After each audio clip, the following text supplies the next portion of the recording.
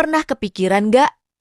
Dari satu buah kelapa sawit, bukan cuma minyaknya aja yang diambil, tapi bijinya juga punya nilai tinggi.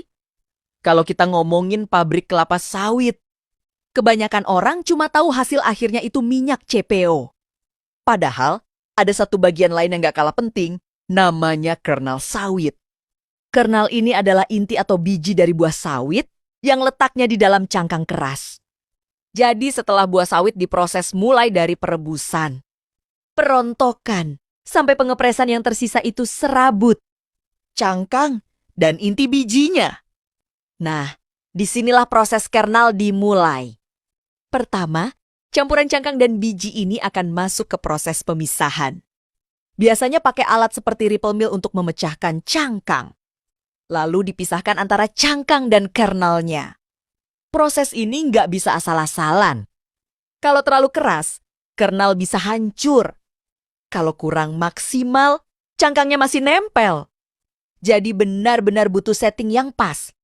Setelah itu, kernel akan dibersihkan lagi dari sisa-sisa kotoran atau serabut. Tujuannya supaya kualitasnya tetap terjaga. Karena kernel ini nantinya akan diolah lagi jadi minyak inti sawit atau palm kernel oil.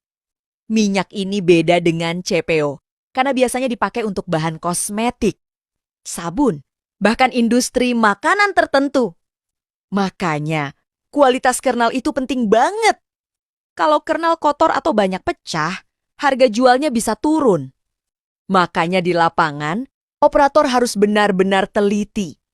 Selain itu, cangkang yang dipisahkan tadi juga nggak dibuang begitu saja. Biasanya dipakai sebagai bahan bakar boiler. Jadi bisa dibilang, di pabrik sawit itu hampir nggak ada yang terbuang. Semua punya nilai dan manfaat masing-masing.